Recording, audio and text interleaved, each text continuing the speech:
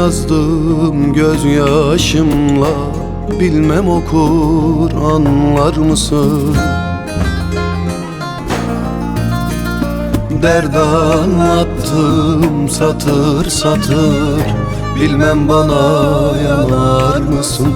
Derd anlattım satır satır, bilmem bana yanar mısın?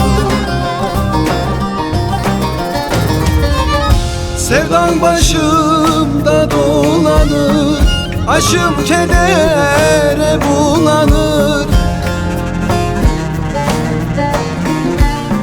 Ben gurbette, sen sılada, yar buna can mı dayanır? Ben gurbette, sen sılada, yar buna can mı dayanır?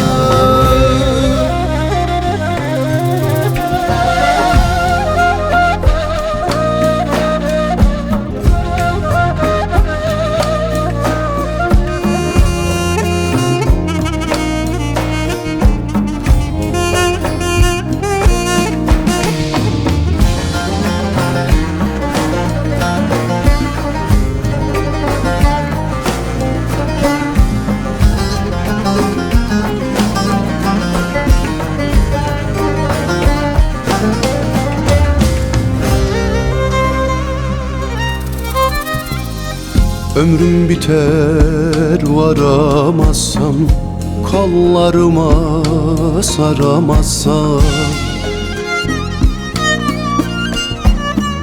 şu Sivas'ta daha durma, yar seni alamazsam. Bu Sivas'ta daha durmam, yar seni alamazsam.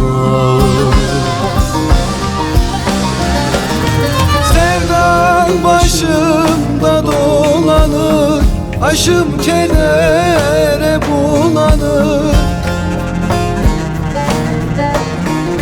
Ben gurbette, sen sılada, yar bulacan mı dayanır?